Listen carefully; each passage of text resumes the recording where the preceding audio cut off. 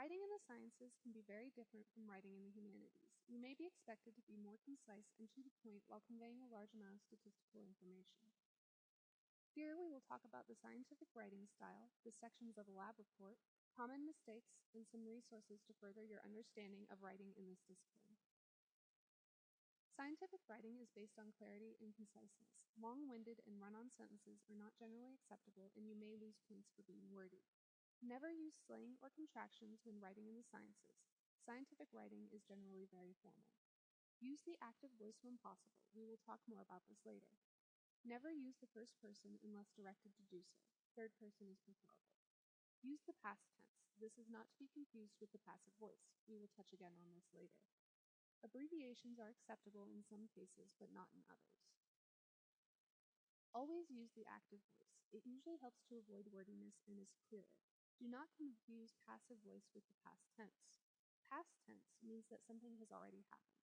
Passive voice means that the subject of your sentence is receiving the action of another subject. Active voice means that the subject of your sentence is performing the action verb of the sentence. We can see a comparison in this slide. Abbreviations are acceptable in data tables and computations, but are not generally used in body paragraphs or discussions. The sections of a lab report include the abstract, the introduction or background, the materials and methods or procedures, the results or data, discussion, and the bibliography. The abstract is where you will state the question and possibly a hypothesis. You should also discuss the design of the experiment and any relevant data that you collected. Discuss your overall conclusions from the experiment. This is where the relevant part of the data comes in. Do not include background information, references, abbreviations, or visuals unless instructed to do so. The introduction or background is where you should provide context for your experiment, also known as background information. This info will come from previous experiments by yourself or others. You should also discuss the purpose of your experiment. This means explaining why what you are doing is important, your hypothesis and your question, and how you approach the experiment. Materials and methods is where you will discuss the experimental design or how you did the experiment and what you did it with. Do not use a list format. This section should have paragraphs explaining what you did so that it could be replicated exactly. You should also discuss the data and analysis protocols.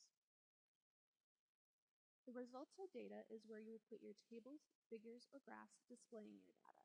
There should also be a textual section to the data discussing key findings. There should be no interpretation of the results in this section. The discussion is where you will interpret your results and whether they agree with your hypothesis and/or the findings of others. You should come to a general conclusion and discuss any prompt questions from your TA or professor. You may also be asked to discuss any further steps you would take if given the opportunity. Some common mistakes many people tend to do are using the first-person subject I. Avoid this and use the third-person subject of it or an implied subject such as the protein was denatured instead of I denatured the protein.